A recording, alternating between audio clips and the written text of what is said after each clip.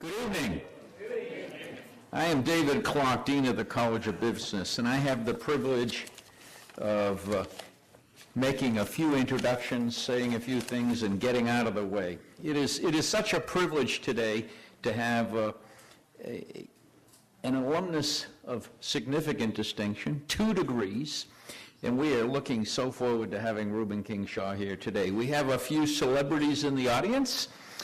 Dean Alex Acosta, Dean of the College of Law, Dean Ken Furton of the College of Arts and Science, Senior Vice President Howard Lippman, Vice President of Human Resources Japhus Hardrick, and my favorite person in the world, Director, School of International and Public Affairs, John Stack. The man, we share a love of the Boston area, as I'm sure that our speaker does. It is an exciting time. At this time, I would like to introduce the president of FIU, the 5th president FIU, and someone that does not understand, never read the book that says universities move slower than the corporate world, Dr. Mark Rosenberg. Thank you, Dean Clark, and thank you for hosting this Wertheim lecture series. I've had the privilege of introducing to you many of our guests in our Wertheim lecture series, but as I think about those who I've introduced, I can't think of anyone that I've introduced that's had an FIU degree. I can't think of one, indeed, who's had 2 FIU degrees, except for tonight. And so it gives me a great deal of pride, and I'm honored to share with you Ruben King Shaw. Now, you have his bio in your book. I'd like to tell you a story about Ruben King Shaw, because you see, when he first came to Miami, he got a small little taste of our FIU, because one of our very own professors went to the airport to pick up Ruben King Shaw to bring him to FIU. And I don't think that had ever happened to Ruben King Shaw, but it's evidence of the kind of passion and care and concern we have for our students. That professor was Vanden White. I'm not making this up.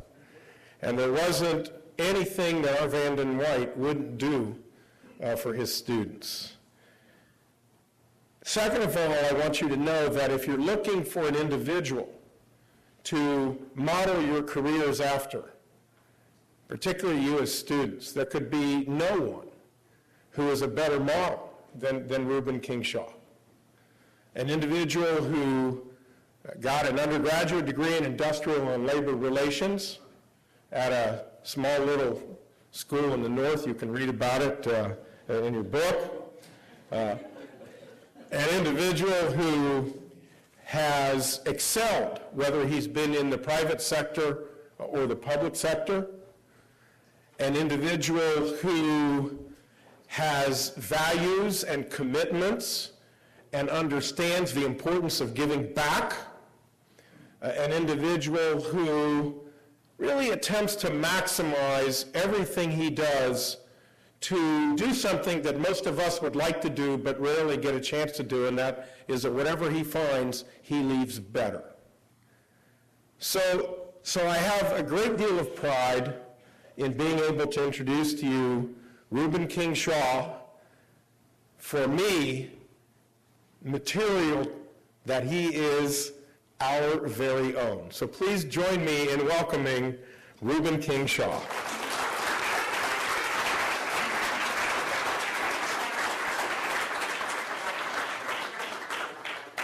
Thank you very much, Mr. President. I mean, that was an introduction I could have written, actually. That was very nice. And I want to say, thank you to Vice President Lippman and all the deans. I really appreciate the time I spent with you today and your students. Special shout out to my friend and mentor, George Knox. It's always good to be around George. We'll talk about George a little bit today, if he gives me permission. If there are any stick-ups in the room, stick up one time. Great to see you here.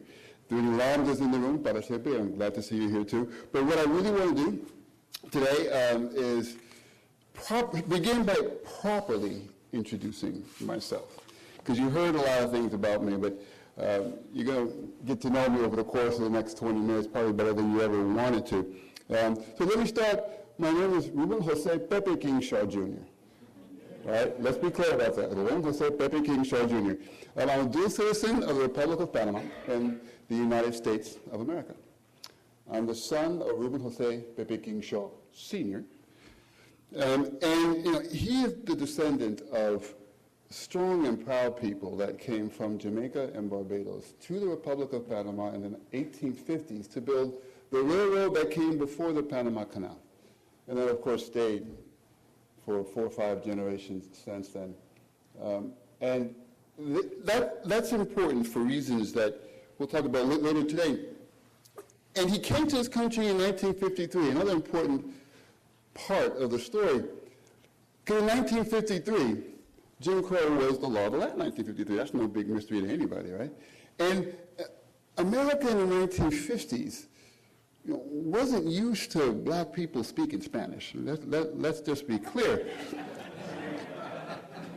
In 1953, you know, all America knew about, you know, Latino Hispanics was Ricky Ricardo and Ricardo Montalban or Fernando Lamas, and so somebody who looked like Roberto Clemente or Benny Moore, who you would know as Benny Moré, okay, was a little bit, you know, they didn't quite know what to do with somebody like that.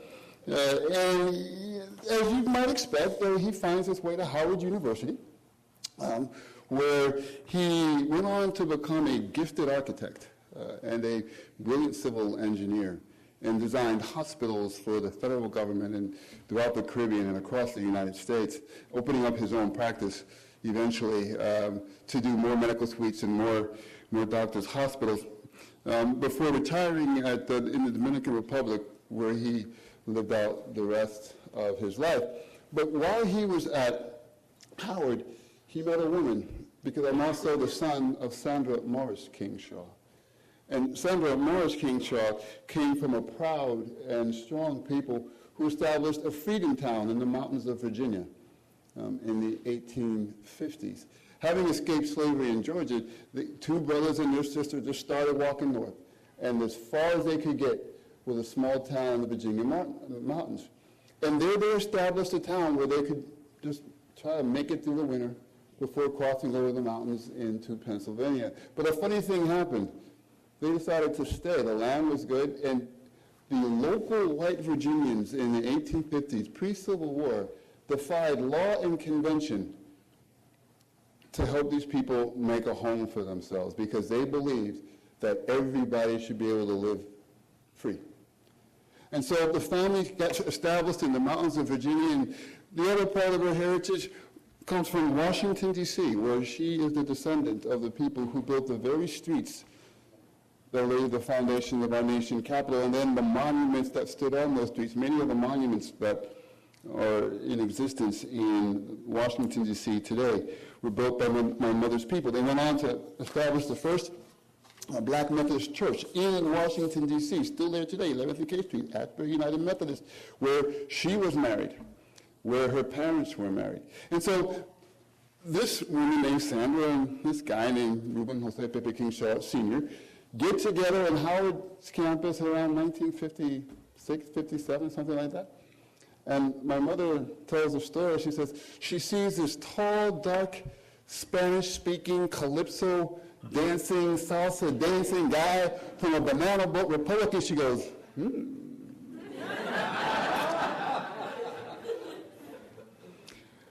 And so in marriage and kids, my sister, my 2 brothers, and I are the result of that. And I love to tell that story because part of knowing, who I am is, where I come from.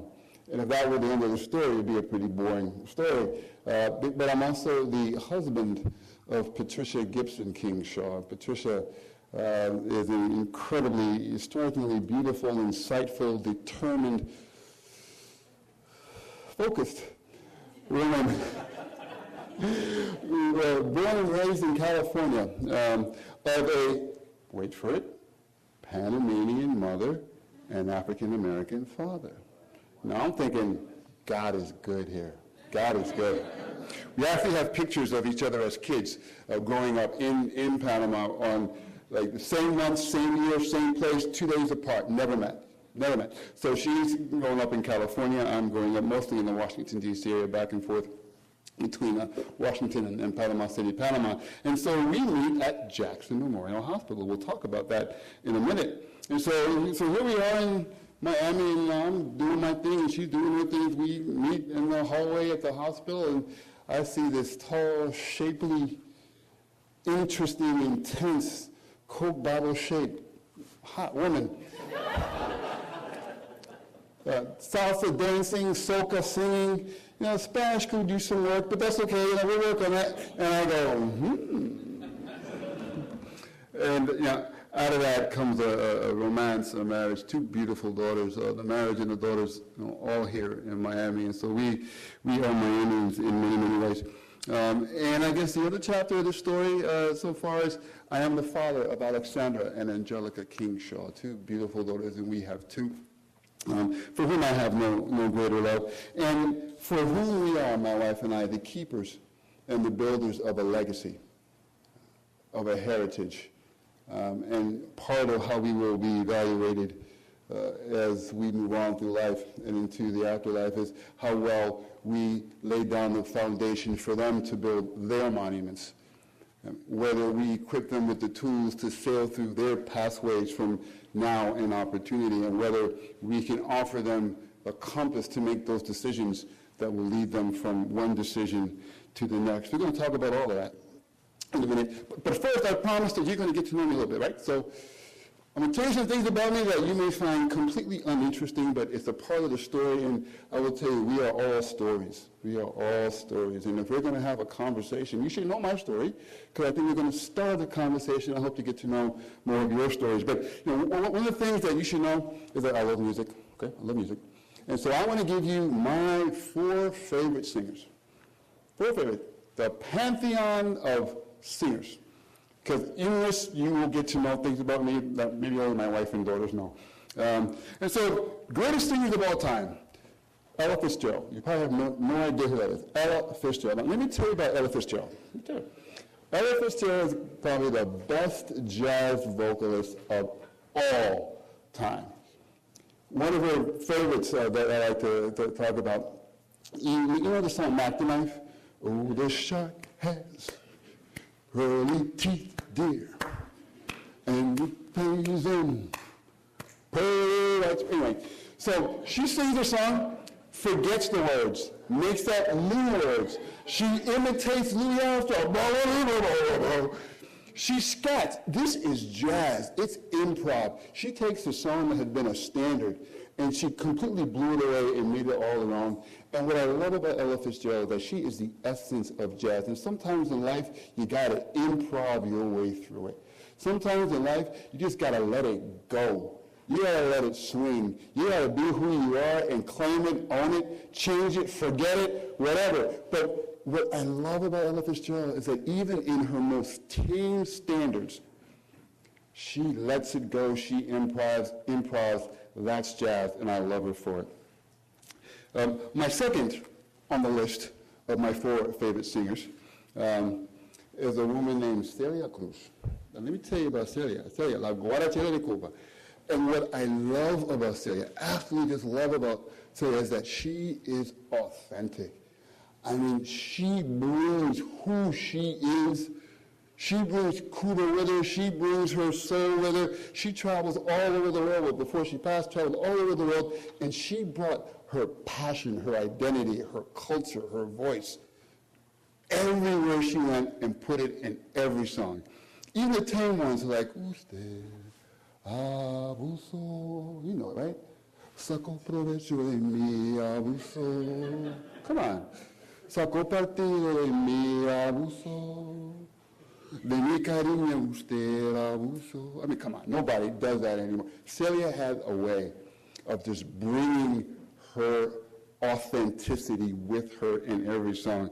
Love that about her.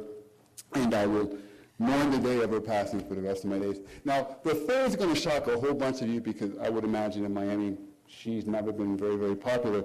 She went by the name of Patsy Cline. Now, some of you will know who Patsy Cline is. But if you've never heard a Patsy Cline record, it's hard to describe Patsy Cline. But I would imagine that you know what rhythm and blues is. Well, Patsy, you could describe her as country and blues. She could sing a country song with a soulful, bluesy, down-home kind of feeling that made you hurt. And so when she would sing songs like Crazy, I'm crazy for, how's it go? Come on, help me out. Come on, you all know the song. And what I love about her is that she would sing, like, I knew you loved me for as long as you wanted, and then someday you'd leave me for somebody new. And you might have to just put out the bourbon, put it on the bar, because you're going to be drinking for a while, because and whether it's, I Fall to Pieces, or Sweet Dreams, or She's Got You, the point of it is she sang with feeling and emotion. And when most of her colleagues were doing the Grand Ole Opry, great spot, highly recommend it, she was playing Vegas to sell out crowds. Yeah, she'd do the opera, but she was in Vegas, bringing down the house. And trailblazers like Patsy, people who could cross bridges that people weren't necessarily prepared to cross at the time, is a wonderful, wonderful gift and a wonderful talent. And so if you've never downloaded a Patsy Cline record, I challenge you to do it tonight. Your life will be forever changed. And the last of these four, before we get into some substance, the last of these four, you would probably say, Ruben, you can't be serious. That's pretty corny. That's some pretty corny stuff. And that would be my icon, Nat King Cole. Now, for those who don't know Nat, let me tell you about Nat. Nat was the first African-American in the United States to have a nationally televised TV show in 1956, right? NBC had the guts to broadcast it nationally. There was no advertiser in 1956 who had the guts to be a national sponsor of the show. The show went off in 1 year. Great ratings, very popular. He one of the biggest stars. He went toe-to-toe and held his own with Perry Como and Frank Sinatra and Tony Bennett and all that. Big star. America was not ready to line up advertising dollars behind this man as popular as he was. Showing off in 1 year, it was 10 years before the United States had the next nationally broadcast, regularly scheduled television show that featured a black character, and that was Julia in 1968, Diane Carroll. You might know her from her Dynasty days. But the fact of the matter is 10 years before Julia, there was Nat doing this thing. And while the United States wasn't ready to have him on TV, he was insanely popular in Latin America. He was a headliner in Havana, for those who did not know that. His shows in Havana would sell out night after night after night. He'd come to Miami night after night after night. He sang in Spanish. Some of his biggest recordings, most popular recordings, were in Spanish. Sounds like Acércate Más, and Bésame Mucho. And he was this classy guy that just radiated this romantic, beautiful, elegant resolve. In the face of lots of ugliness that was going on in the world, this man stood for just elegant, beautiful black male at a time when America was not ready for elegance or beauty out of a black male. And he would sing songs that would just take you away.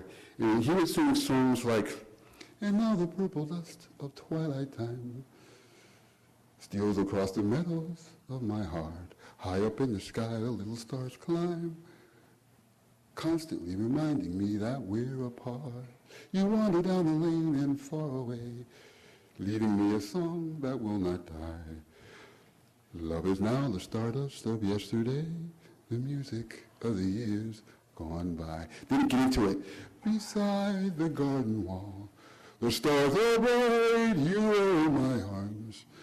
The nightingale tells his fairy tale of paradise where roses grew. Now, I gotta tell you something. If you can't get something going with your girl with Nat King Cole doing all the work for you, you had no skills, none whatsoever, none. He was Barry White before it was Barry White. You know, some of you don't understand who was Barry White, because you're counting I get it. He was Robin Thicke before there was Robin Thicke. Okay. And so part of why I just have this passion for Nat and for Patsy and for Celia and for Ella is because these are individuals that defy any kind of restraint. This is who I am. This is what I do. This is what I want you to know, and you're going to love me. You may not know me, but you're going to love me because I have just got this conviction that I got something inside me that the world needs to hear. And they did it. And I don't think they get nearly as much attention as they ought to, so I thought tonight, since I got the mic, I will give them some tonight. A couple other tidbits before we get into some more substance. My favorite hobby is I love comic books, Marvel comic books, true story. I love them, absolutely read them, which means that I want to be a hero when I grow up. That's what my psychoanalyst would tell you, is that I want to grow up to be a hero someday. I'm very passionate about my family and about my work. You've read some about my work, and I take all that very seriously. And you would say, well, Ruben, why would you spend 10 minutes or whatever it was talking about you? What does all that got to do with anything? And what I would tell you is that, again, all of us are stories. And this is my story. And I want you to know that story because it is that, in that story lies the foundation of decision-making priorities, standards, principles. And if you believe as I do that your career is a series of choices, then how do you make those choices? What grounds you? What is your compass in making those choices? Becomes very, very important. And so in my story, 3 principles grew up that helped me make my decisions about my career, ever since. One is that whenever one door closes, one door opens. And that's been absolutely true. Whatever choices I make, you know what? Some things will come of it and some things won't come of it. And you don't always know what they are. But there were big choices that were made that were responsible for my life. My dad had to decide to leave Panama in pursuit of freedom, an American dream. My mom had to decide not to be bound by the confinements of the way she was brought up in a segregated world to embrace a new world. But all along the way, there were people that were mentoring me and helping me make those choices, but I understood that there were always choices to be made. Second thing about choices. Another principle is that, we were taught as kids, and I think you might have seen it in some of the subtext, is that whereas there are always reasons, there are never excuses. Never. Any one of those things that I talked about, anybody in my family tree could have blamed their success or their choice or their lack of it on something. There are always reasons why you can and cannot. There are never excuses why you can and cannot. And so that is another principle that comes from my story and the tradition in which I was raised. And I came to understand that I was making decisions about my career. And the third one is that luck happens, right? Luck happens. But let's define luck, as I talked earlier today. Luck is when preparation meets opportunity, right? And so I have absolutely been lucky. And we're going to talk about some times when I wasn't as prepared as I thought I was or should have been, but nonetheless, a choice had to be made, and the opportunity to make it was purely a matter of luck or chance. So, now this is a business or a Wertheim lecture, so now I got to get serious for a second, right? So we're done with the singing, and we're done with the comic books, and we're going to talk about choices. And so the first of the fundamental choices that shaped my life was the choice to come to Miami. And I need to give you the context. In 1983, when I came to Miami, Miami was not the safe, conventional, popular choice. We had just had the McDuffie riots here a few years earlier, so the city was still smoldering with some tension, tension. And the images that were being beamed across the United States after the smoke from the McDuffie riots kind of dissipated was of Miami Vice, a show that showed drugs all over the place and gang warfare and cartels. And so for this young Ivy League graduate from a prominent family in Washington, D.C., to say I'm coming to Miami to start my career, my parents were like, oh, no, you're not. We didn't spend a lot of money saying to Cornell for you to go to Miami and throw it away, because the images, the view of Miami was a city full of angry black people, intolerant Cubans, Colombian cartels, and white flight. And so, why in the world would you want to go down there? My view of Miami, and I think it was the right view, was that, oh, Mom and Dad, there's opportunity down there. This is a city that is destined for greatness. In order to be back and forth, how does a city that is the nexus of North America, South America, and the Caribbean not be a great city? There's no way that city can be anything but great. And if it's going to be destined for great things, then that's where I want to be. I could take a number and stay in the line in New York or Chicago or Los Angeles like a lot of my classmates did, or Philadelphia, or go back to Washington, D.C., and I would wait my turn. Or I could go down to this town called Miami. It's got all kinds of issues, but the lanes are open. It hasn't all been done. They're building a new city for a new generation, and that's where I want to be. And a city that is the nexus of North American, South American, Hispanic, and Caribbean. Hey, that's like me. Maybe I can belong there. Maybe I can be a part of this in a way that I can never be a part of New York, or Philadelphia, or Atlanta. And so they took me to church, and they had the minister pray, please, Father God, let Ruben see the errors of his ways. Please, don't let the plane take off. I kid you not, the last place. But I was determined, because I just knew instinctively that there was some big stuff, good stuff going on in Miami, and I wanted to do big things. I wanted to do good things. I wanted to be someplace where I can be somebody someday. And I wasn't prepared to wait 30 years to do it. And so on the plane down to Miami, I came, number one decision, probably one of the riskiest at the time I could ever make, turned out to be one of the best, as we'll talk about in a few minutes. The second decision I made, having made that one, was to come to FIU. And that was a no-brainer, frankly, in all the right ways. Because once you make the decision that you're going to come to Miami and be a part of Miami, then you make a decision to go to the local university so you can become a part of that community. And with all respect for the University of Miami, and its name notwithstanding, it was very clear to me that was not the local university, but that this was. And Miami and FIU seemed a lot like me. It was young, it was brash, it was daring, it was inventive, it was creating itself.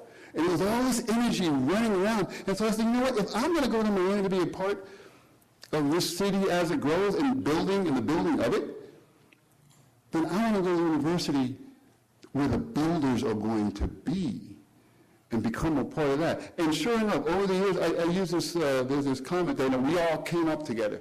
It's the people in this room that we all came up together. And it's because those relationships were formed here at FIU and in Miami. So there are FIU graduates all over the world, all over town, doing big things. We all went to school together. That was important to me. And I wasn't sure what I was going to do, but I knew that whatever I was going to do, it was going to start here in Miami. It had to start at FIU. And sure enough, it was that same professor, Van White, who picked me up at the airport when I first arrived, who told me of the opportunity to go run something called the JMH Health Plan. Jackson Memorial Hospital was an integrated delivery system, still it is, with the University of Miami. It had a health plan, which was a managed care application, and it was looking for a marketing director. And so he called me up and said, hey, Ruben, I got a spot for you to go check out. And so he made the call, and over I went, and so yes, they found their marketing director, a guy named Ruben. I later became the executive director, the same guy named Ruben. And what I love about the experience of being at Jackson is that, I had a sense that managed care was going to be big someday. I mean, who knew how big? But I had a sense it was going to be big, and so I had a chance to learn. I had to learn the skills of the trade. And so yes, there was no question that my being at FIU directly led to my being at Jackson, and my being at Jackson directly led to my next job, which was the chief operating officer of a company which was called Neighborhood Health Partnership, one of the NHP, one of the more innovative healthcare insurance programs. And so I go in there, and I'm a chief operating officer, and we're building this business. It turns out that we actually built a great business. We made a lot of money, did a lot of good work, quite innovative. We put all the conflicts of interest in the healthcare industry all around the boardroom and say, we got to figure this out for this business to work, and so we did.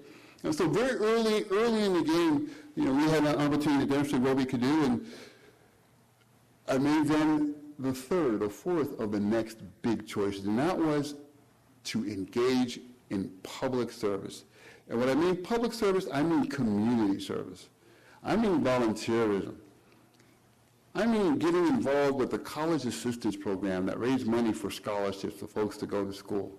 I mean getting involved in Leadership Miami, which was a way to get connected to the brothers. That's where I first met George Knox. I mean, George stands up, and if you heard George speak, we were mesmerized. And I said, I want to be like that someday. George, mentor me, please. And he has over the years, because I needed it then like I do now. But in this experience of community service, I got to know people, and people got to know me. And that's one of the critical decisions, I think, in career building or on any type of pursuit, is to know and be known for a credible relationship, not just the usury one of making connections. I'll call you, let's do lunch. It is, I like the way you think. I like what you added to that conversation. And so that's the thing. I got involved with the 100 Black Men and, doing some interesting things, the Orange Bowl Committee. And so why do I tell you all this? Because after a few years, then they asked me to become the chairman of the Miami Centennial. Now, check this out. Ruben arrived 10 years ago to become a part of Miami. 10 years later, I'm a co-chairman for the city's century celebration. Not bad, but absolutely tied to the fact that I chose Miami, I chose FIU, I chose to engage. I chose to make this my home. And then came a guy named Jeb Bush. Now, let me read the context here. Jeb is now successfully run for governor. Jeb decides he's going to put together a transition team. This is what governors do. They get all the smart people in the room and say, well, help me find people that can do this and do that and make recommendations for my agency. They say, there's this guy named Ruben. He's down in Miami. He's doing some really cool stuff. He's black, he's Hispanic, you get a twofer there. I kid you not, that was the conversation. I had spies in the room who've told me this. He's from South Florida, he's doing some really cool stuff. The only problem is he's making way too much money. He just had his second kid. His wife will never leave Miami. And he's a Democrat. He says, I'm not worried about the Democrat. He'll make money later. The wife thing, that's kind of tough. I don't know. But we have a conversation, and he ends up offering me the opportunity to come to Tallahassee as his Secretary for Health Care Administration. This is the part of state government that regulates the healthcare industry and responsible for the Medicaid program. And so he comes to me with this offer at a time, and here's when I was absolutely not prepared. Mostly not prepared to let go, because by this time, I've got my courtside seats at the Heat, and I never missed a game. By this time, I had a ticket to every bar and gala in town, and my wife never missed a dress. We had a beautiful home on the water in Morningside. We're taking romantic vacations. I am living the Miami dream. I absolutely was in love with life, and life was in love with me. And so here's this guy named Jeb asking me to give it up. He wanted me to give up the box I had at Capitol Grill. Of all the things, that was the hardest one. That was the deal breaker. But I tell you that story because it was hard. That was a tough choice. And I struggled with it. It was not an automatic yes. How can I do this? Oh my God. And I really liked the man. I found him engaging and interesting. And it was very clear to me that this man had a passion for leadership. And so I found myself captivated with this guy, Jeb, and what he was doing and the thought of what I could do. But I don't know. I kind of like my courtside seats at the Heat. And so actually, in a very serious, quiet series of conversations with me and myself, the answer came maybe a week later. And it went something like this. It says, Ruben, Ruben, you came to this town to do big things. You have fraternity brothers that call you, hermano and bro, and you have people that have mentored you, like George and Colonel Burris Hartley and Jesse Trice, may she rest in peace, and Ira Clark and Sandy Sears. You have friends that invited you to their home for dinner. A guy like Julio Martinez, when you were a broke graduate student, too proud to call home for money, but too hungry to say no. So he invites you home, and there's been a place at his table ever since. Guy ends up being the best man in your wedding. I mean, you've got people like Eddie Ondar, I don't know if you're here, I don't see you, who kind of, put his arm around me one day and says, come here, kid, let me, I'll just be your friend. The point that I'm making is that over time, this became home. It became family. And so my governor now of this great state has said, Ruben, I'm calling you up to serve. So either I believed in all the yada that I have been speaking about public service and passion and being somebody and doing big things, and then stepped up to the plate and did it, or it was all something else, just pure ambition. And so my wife and I packed it up, and we go to Tallahassee. And on the way, I'm thinking, Tallahassee, really? I mean, really, Tallahassee. I'm going to trade away my box at the Capitol Grill and my courtside seats for Tallahassee? I kept the box at the Capitol Grill. That was a deal breaker. I wasn't getting out. Everything else I had to give up. So off to Tallahassee I go, and we have an absolute great one. I mean, I tell people, Jeb never saw a policy battle he didn't want to fight. And so we boxed with everybody. I mean, we boxed for 3 years, but we did some really wonderful stuff. And along the way, I got the first call from my president for help. And it wasn't President Clinton at the time, it was President Mireya Moscoso, who was a newly elected president of the Republic of Panama, who asked me to bring a delegation of Floridians down to Panama to assess her healthcare system and make some recommendations on what we could do to make it better. And two things about that trip that are worth mentioning, because it's a part of my story. One is that I had a chance to, go back home like a prince. And that feeling, I mean, I had been coming and going to Panama all my life, but now here's the president. I become somebody that the president would want to welcome in me and say, help me, share with me your knowledge. I never had that before. And more than the actual stature of having the president welcome you, it was being able to go to my ancestral home and be welcomed that way. And so I would hope that one day, everybody who has that feeling gets to feel that hug, whether that's in Petronville, or Port-au-Prince, or Pinar de Rios, or Camagüey, or Havana, or Caracas. What I would hope is that everybody who's been away from home, that wants to go home, gets a chance to go home and be welcomed back with open arms.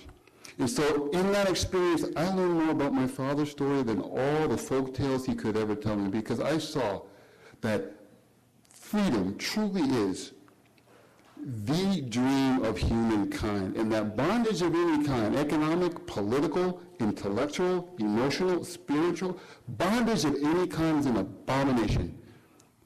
And so I bring back from Panama to the United States a whole new agenda around policy, and around politics.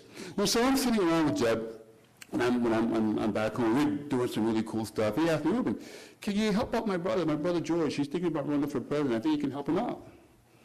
Okay, why not? So beginning a dialogue with me and the Texas governor of Bush on healthcare policy and things that he can do and things that we did. And next thing you know, I'm in South Carolina with him, and I'm campaigning in Florida with him, and I'm passing the notes on how to answer questions. I'm thinking, this is really kind of cool. The guy running for president really cares what I think. Mind you, I had to do my day job in Tallahassee, so this is weekends and evenings that I'm doing this. And so eventually, they say, hey, why don't you hop aboard and come to the national convention? Okay, I'll do that. Best party I've ever been to. Pre-9/11 Republican Convention, Philadelphia, it was a party. But what was wonderful about it is I got to see, again, grand-scale politics. You know, a couple of months later, after we got through the whole hanging chad thing, you know, he's the President of the United States, and I'm going to the inaugural ball, and this is awesome. So now, I've never been to an inaugural ball before. Who knew? How cool they were. Wonderful time. So I began plotting my triumphant return to Miami. Okay, I've been to the mountaintop. I've done the steak thing. I've been in pod. It's time for me to get back to Miami. I want my courtside seats at the Heat back. So I'm done with policy and politics. I'm going back to Miami. Not so fast, my friend. In comes a call from the President of the United States saying, I would like your help. And so decision number 5, pivotal, Ruben, do you go to Washington to help the President of the United States? And as you now know from my story, there is no basis. I was not raised to say to the President, I'm all booked up for the next 4 years. Check you later. You know, nah, I think you do fine. I'm kind of busy going on. There is nothing in my story, nothing in the way I was raised that I could tell the President of the United States, I'm busy, go find somebody else. And so off we go to Washington. That was probably the scariest decision I had ever made, because now I'm going into the Shark Tank, right? I mean, power politics is a blood sport in political Washington, and I wasn't so sure I was ready for it. But I did know that, once again, I was called to serve, and I could either man up or I can shrink away. And what was worse is that, you know, as I'm going back to Washington, where all my successes and all my failures, most of my failures, would be broadcast in the Washington Post for my family to read. So my mother would go into that church and hear from her colleagues, where did she go wrong with her son? Because you must understand that my family were not big fans of the Bushes. It wasn't their favorite couple of politics. And so here I come back, you know, not necessarily in the way that they sent me off. So what happened to you down in Florida? I told you it was a bad idea to let that boy down in Florida. I mean, he comes back a Republican working for the Bushes. So you can just imagine the Christmas conversations that I had with my parents and my siblings in those years. But I did it. You know, I went back and I learned a lot. And so now we're getting closer to the end of the story. Because over the time, you know, of course, these were the 9/11 years. And so in addition to everything that I had to do around healthcare, so I was the chief operating officer of the agency that drives healthcare spending and healthcare policy in the United States, and then I go over to the Secretary of the Treasury's office, and I'm doing some cool things around healthcare tax policy. So by the time I'm done with all that, I had probably the most momentous decision I had to make. Now what? Now what? I mean, so I've been an operator down in Miami. I've been a regulator in Florida. I've been on the provider side of the insurance industry. I've been on the payer side. I have been a state. I've been a Fed. So what do you do with all this? And there were a few options, but I decided that I'm going to leverage all that in one big bet, and that was that I could pick winning healthcare companies, that I knew enough about healthcare policy to know if the trends were favorable or not. I knew enough about the fundamentals of healthcare to know that whether this company is going to make money or lose money. All I had to do was convince somebody else that I was good enough to do that. And so sure enough, I opened up my firm. It's called Mansa Equity. This is a holding company based on this concept of investing in healthcare companies that can be successful given the trends in policy and in demographics and in technological development and in trends in consumer spending. That's the concept. And I named it Mansa Equity after Mansa Musa. Mansa Musa, for those who don't know, is the richest man in history. Amor, North African. Commercial capital is Timbuktu. True story. Google it all. You'll find it true. Established a banking network that spanned across North Africa and into Spain. Established a university in Timbuktu, which was the center of learning for centuries. Launched a ship, a fleet of ships to cross the Atlantic that actually reached the shores of Mexico and Colombia and Panama a century before Columbus. All true. Nobody heard of this man. And why? Why? It's a shame. We'll talk about that over drinks someday. But the point is that it was very clear to me, that this was a man who did big things in banking and finance and trade. his wealth was such that on his way to the Hajj in Arabia, he dropped so much gold in Egypt, it depressed the price of gold for 10 years after he left. All true stories. I said, no, I want to be like this Mac Daddy. Now, the truth of the matter is, you know, the Rothschilds, who were the second richest family in all history, made, I think, $50 billion less than this guy. So you got to have big ambition and big dreams. But it was a reminder to me to dream big, think big, and that my big days were not over. So established a firm. We're off to a good start. And, you know, we can talk about the rest after drinks later on. But the reason why I tell you all of that is that there are a couple of messages that ring through, and I'm happy to take your questions for as long as I'm allowed to take them. And one of those is that I had the pleasure of a legacy of builders and dreamers and people with daring. And so it made me have big dreams. It made me dare. It made me challenge, because I had seen that. I had heard that. I had experienced that.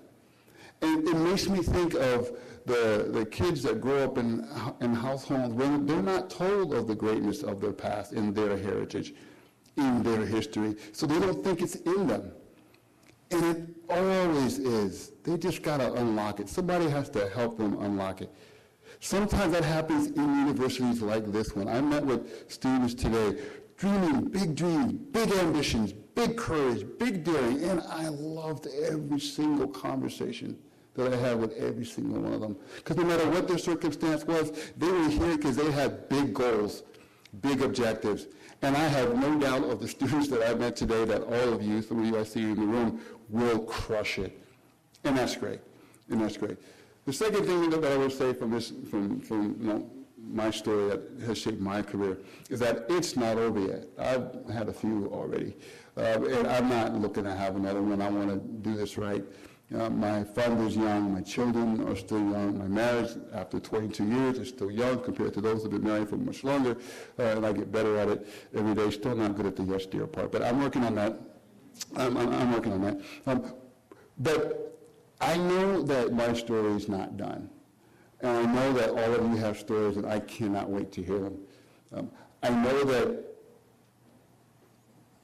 there will be a new generation of lawyers that will rise out of this law school. I met them today, and I want to help teach them. I'm not a lawyer. I can't teach them law, but I can teach them, if I'm allowed, the time, the conversation. I can help prepare them for the world that awaits them by understanding what the world wants from lawyers when you're not a lawyer.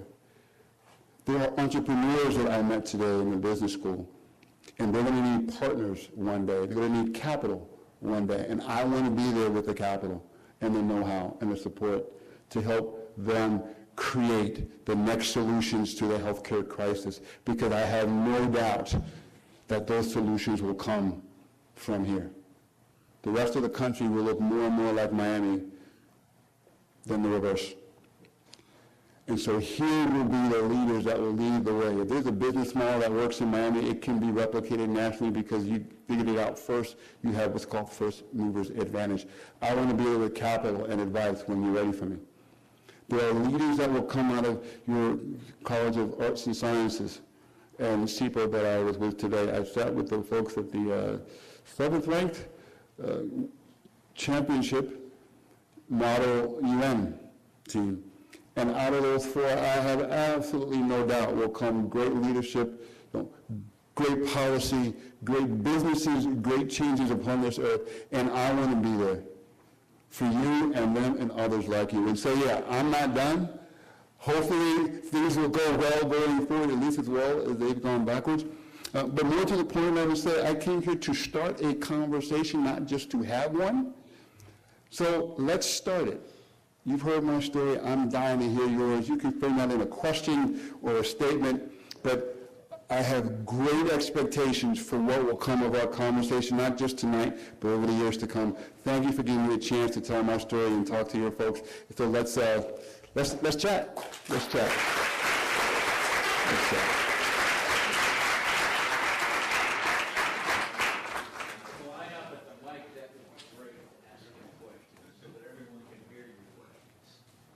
I presume they have questions.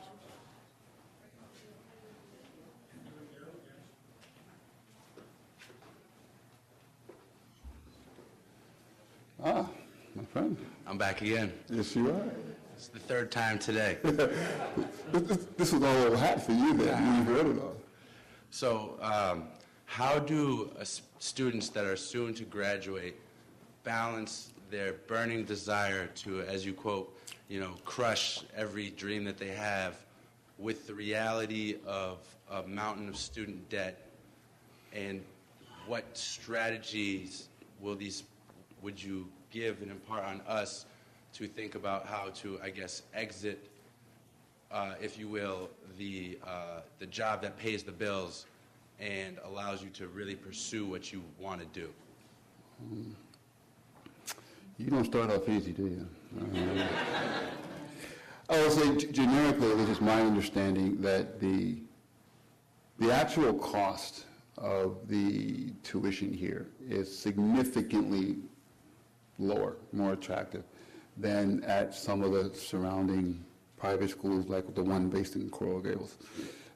And so I gotta presume that in most cases, the actual debt that students graduate from at FIU is a lot less, a lot lower than the debt burden from other schools that you might have considered or you could have gone to.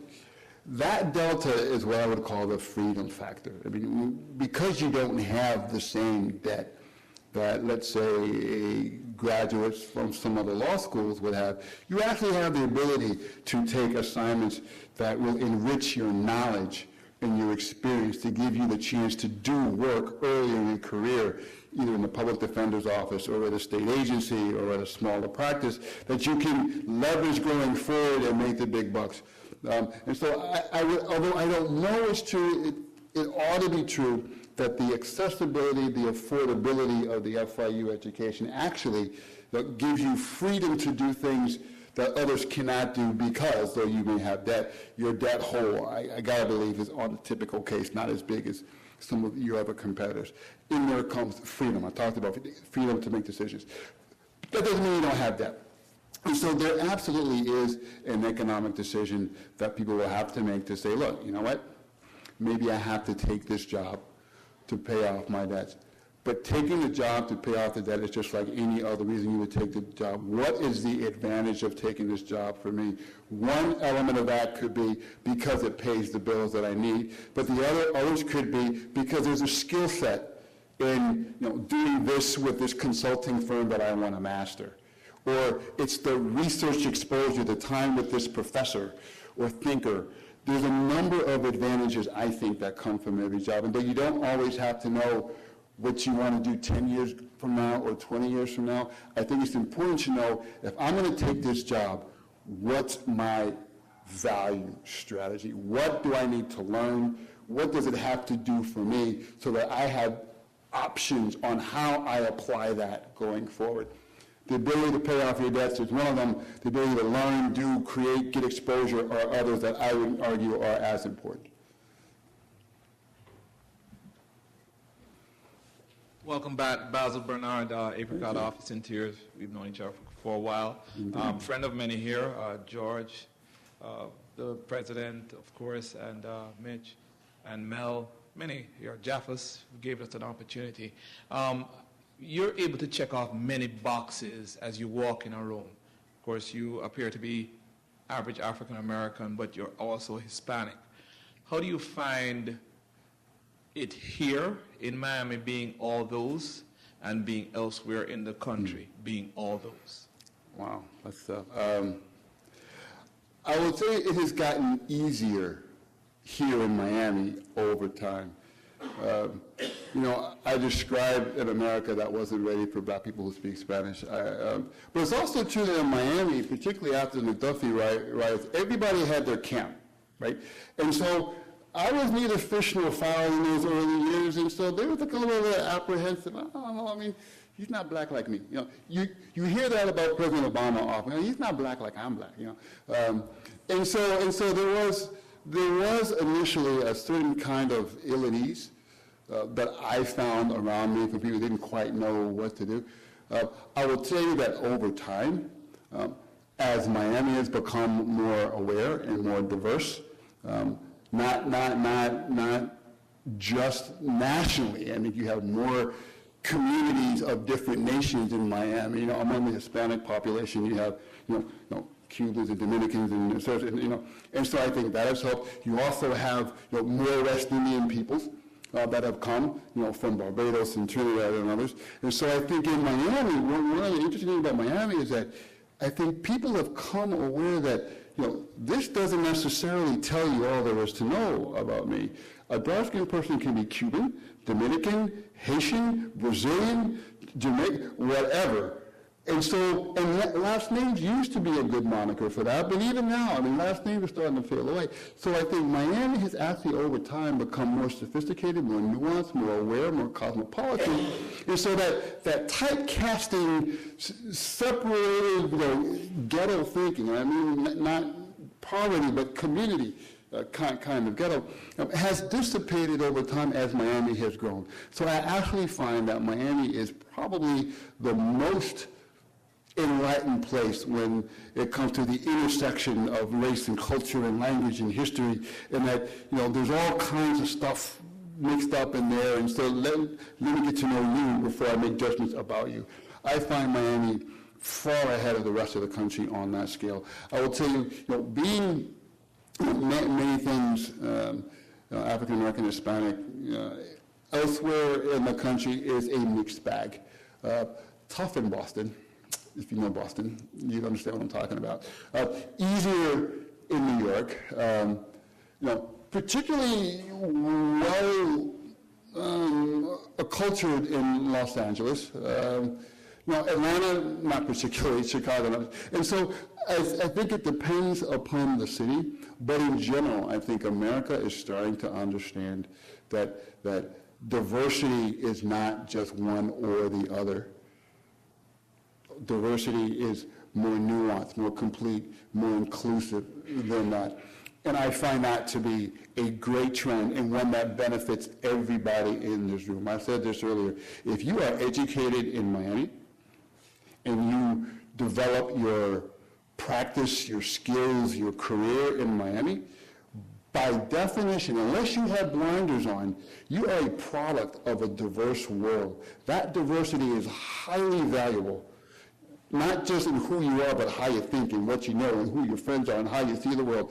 That ability to translate what you would normally do on a daily basis in a very inclusive way into thinking and priority and communicating and negotiating and building and envisioning is of extreme high value outside this market.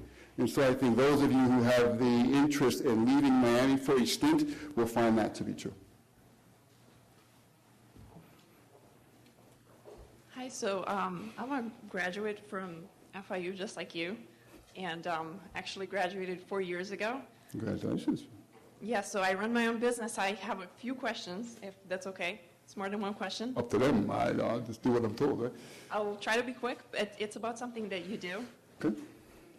My first question is, how did you, for example, when you're looking at a company, let's say one company, what is the breaking point? What's the deciding factor? Is it the people that are in there? Is it really their business model? Whatever there's missing there? What is it? Briefly, since you have so many, there are many breaking points. In our process, we have what's called gating factors or gating issues. And a company, has to pass each one of the criteria in succession or it does not progress to the next level for consideration. The first of those is, is it a good business? Is it a good company? And what I mean by that is this a good business to be in? Are you doing something where you're in a growth market? Because you can be great, but if the market is not growing, if there's just not opportunity in that market, then we go no further. The other thing would be if you are in the right business, is it a good company? And that begins with management. Is this a good, capable management team? It doesn't have to be complete. We can say, or they can say, look, we don't have the right marketing person, we don't have the right system person, we can't afford them. The next thing we're going to do is we're going to hire the right X person. But management, the kernel, the foundation of management has got to be strong and coachable. Because if we're going to get in a business relationship, we got to be able to talk, right? And you got to be able to listen, and if I'm providing capital and some know-how, you got to be willing to receive it. And And so those would be the first two. We can get into your others because there are other people waiting, but the very first answer would be, is it a good business? Are you doing the right thing? And are you a good, qualified team to do it? Thank you. Of course. Hello. Hello. My question is simple. I want to work for you. Are you hiring? That's good. I like that. We are hiring at our portfolio company level, yes. So we have only one investment here in this town. And it I'll isn't- move for you. You know what?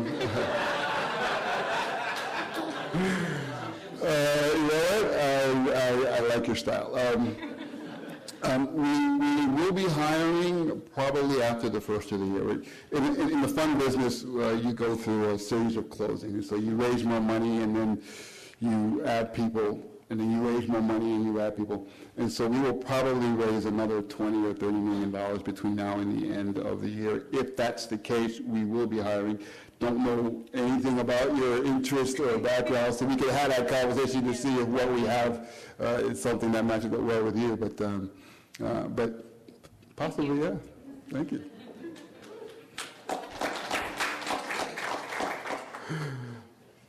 Good evening. Good evening.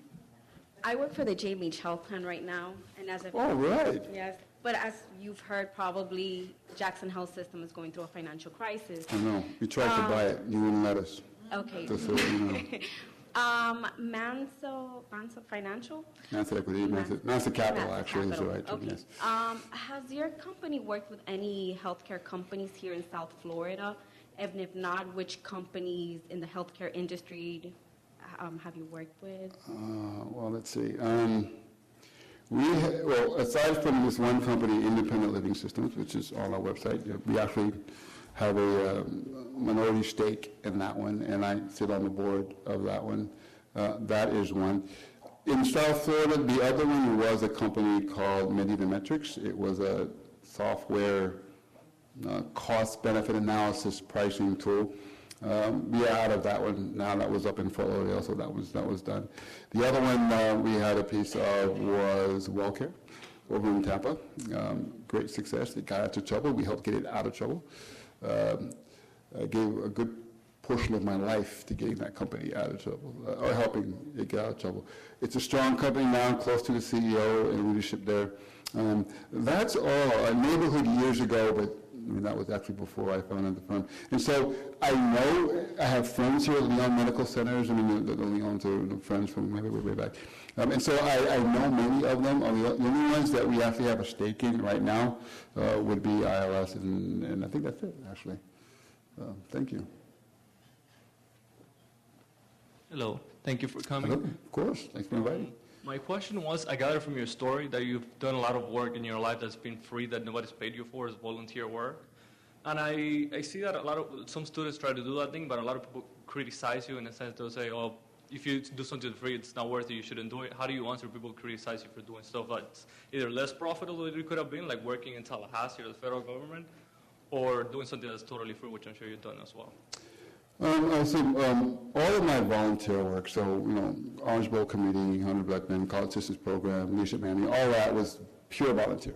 I mean, nobody paid me to do that.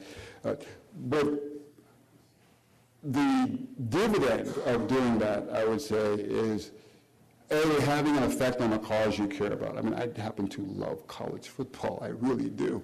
I prefer Saturday over Sunday. And so being on the Orange Bowl Committee was a passion because I just love college football. But the people who are in the Orange Bowl Committee, present company included, are the people that you would want to meet, people that you would want to know, people with whom you build relationships. And you don't quite know where that goes. A lot of people, I think, don't make the time for community service because they don't understand that aside from the pleasure you get of impacting something you care about, you are building relationships on a common interest, usually you both care about football, you both care about civil rights, and you both care about whatever, and so out of that comes a relationship that bridges into other things. Hey, I'm looking for a company that does X, Y, and Z. You see anything? Or, what, I just happen to hear that so-and-so is hiring in my building. You ought to give them a call. I told them about you. the dividends that come from community service in ways that can affect your career, priceless. And I think most people don't understand the value of communicating and building relationships and being a part of the community in that way. It absolutely has benefits. The work that was low paying, I mean, giving up my very, very nice lifestyle to go work in Tallahassee, yeah, that was tough. I mean, that was a cut in pay, about a third, if not a quarter, of what I was making in the private sector. But the calculus is, and why I encourage people who can do that early in your career, is that the things you learn make you more valuable afterwards. There's no question that the years that I spent in Tallahassee as a relatively low wage earner, and then in Washington, more expensive town, not much more money, but those experiences made me absolutely more valuable no matter what I was going to do after that, presuming I did a good job. And so the payoff, you got to think like an investor. I'm going to invest my time in this job because the payoff is going to be the salary that I can command or the opportunities that I have to choose from when I'm done, if I've done it well. Thank you. Sure. Good evening, and thank you. You've been enlightening. Thank you for that. You made a comment regarding the future of healthcare, that probably some of the seats are actually in this community. Mm-hmm. We're at the thresholds of major changes in America with Obamacare and so forth. Could you expand a little bit more on what are those seats that you see in this community that could potentially be used somewhere else? Sure. One of the, well, okay, let's go back. I think I've given the statistic already tonight, but no, I'll do it again. So in 2012, the healthcare economy was totaled at $2.5 trillion. In 7 years from now, that will almost double to $4.6 trillion. So, 2.5 to almost 5 in just 7 years, That increase in spending is being driven by a couple of things that are absolutely relevant to the South Florida economy. One is the aging of America, just people are living longer and therefore demanding more services. Well, actually 3. 2 is this growth in chronic care, so diabetes and hypertension and asthma, as opposed to broken legs, broken arms, car accidents. And so that requires a different kind of engagement in the healthcare system. And 3, what they would call the browning of America, the larger percentage of the United States population that will be people of color, particularly Hispanics. Half of all growth in the United States between the last census and this census is the Hispanic population across the country. And so all 3 of those trends play out here, which means that if you're going to care for this aging population with these diseases that require a lot of intervention and a large population of people who have traditionally not been a part of the healthcare system, there are a couple of ways you can do that. One is through greater use of technology. There's more software products being developed here around healthcare per capita than any other place except for Nashville. One of those companies, I think I can endorse them, I don't know. But the company here called CareCloud, the CEO is a guy named Albert Santello. Brilliant mind, gifted company. He's building a healthcare software tool that is incredibly powerful, and he's taking on some of the heavyweights that are close friends of mine. But he's doing quite well at it, and he's here. Caring for populations in their homes and in their communities is another big strategy instead of nursing homes, instead of hospitals. There are companies that do that here and have done that here in Miami for a long time. They're quite good at it. Internet. If you go to almost any Spanish television station, you'll see all kinds of stuff being sold over the web around healthcare, all kinds of products. That's because the Hispanic population is more internet savvy, tech savvy than anybody else outside of Miami thought.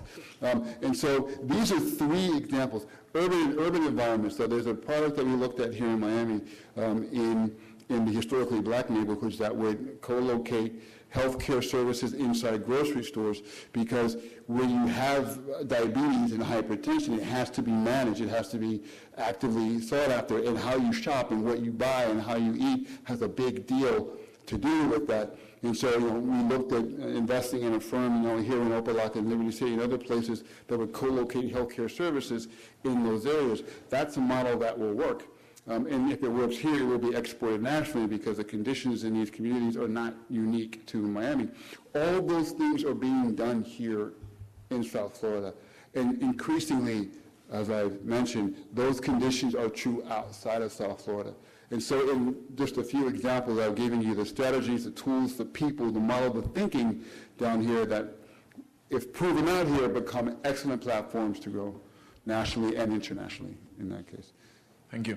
You're welcome. Hello. All I wanted to ask is, given the chance to be in the position of an undergraduate student again, what is something you would specifically advise us to prepare for success? Oh my gosh.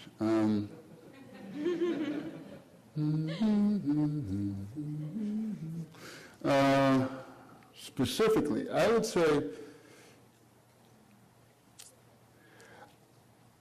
I would always keep in mind the regional perspective in your course of study. And when I say region, I'm talking about, the southeastern United States as a whole, the Caribbean basin, northern Latin America. And if you have a interest beyond that, to Africa and Asia, I would do so. I would add to that do not sleep on the Arab world as an economic engine of the future. I mean, we tend, because of our experience, to think of that in hostile terms or apprehensive terms. But there's need, there's capital, there's interest, there are markets that are growing up over there, and we ignore them at our own peril, I think, as we've seen. So I think one specific would be, I would define, regional, global, or international in whatever suits your interest, but I would be aware that the skills that you are learning here are applicable in a broader sense, and if you make that a part of your strategy while you're here, it will pay you dividends going after you leave. I guess the other specific thing I would say is I would build as many relationships and coalitions as you can. That can be tough if you're an evening student here, but I would work with your faculty to do it, because the people that you go to school with here today will be running things. That's been proven. There's no question, including yourself, I'm sure. And if you graduate with that network, I call it the Panther Posse, right? If you have that posse that you come up with, that you can draw on for resources, for information, to collaborate, whatever it is, you graduate with a team, a bench that can help whatever it is that you decide to do get done more effectively. So those would be the two. Thank you. You have a question, Vice President Lippman? Yes, I do, Okay. Mr. Kingshaw. And I've been told I'm the last question, and then... You're the Mariano. You're the closer. Well, actually, the dean is going to talk, and then we're going to have a little session in the back. Okay. But you alluded to it in your story. You talked about your parents taking you to church when you were young and wanted to do some crazy things. And could you talk a little bit about the role of faith through your life? And Thank you and how faith has been a part of your life. Thank you. Thank you for that. I love that question. Fundamental. I got to tell you, I am a man of faith in the sense that it guides my decision making. It comes with a set of principles and moral grounding that has served me well in times of uncertainty and turbulence. I will say that was probably most true in Washington because it's such a seductive place in so many ways. I am a man of integrity. I believe in integrity and honor, and my faith has principles of integrity and honor in it. It honors those things, and so, in maintaining my faith identity, my faith tradition, it helps me maintain my sense of integrity, and morality. I said earlier today that, part of the success, at least in business and politics, is being able to not just make a deal, but keep a deal, and it's in the keeping of the deal where your integrity comes. The gap between say and do, what you say and what you do, is often a measure of integrity and credibility. And so in very practical ways, my faith has helped me do those things. And I got to tell you, I feel that there have been times when I cannot explain how I got through that night or that experience, were it not for believing that it was going to be all right. It's not that I knew it.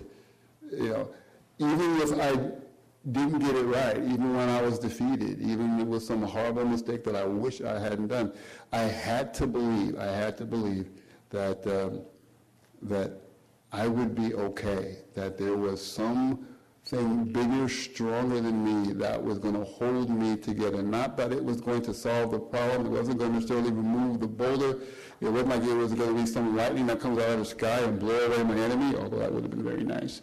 But there was a belief that I would survive this. Somewhere in me, somewhere will come a strength, a vision, a resolve that says I can just last that much longer than the other thing. And that was all I needed. And perhaps faith is measured in that much longer that I could hold it together, long enough to survive, and then regroup. And so fundamental in ways that I hope I have shared in a way that's intelligible, but that's the best I think I can do to answer your question.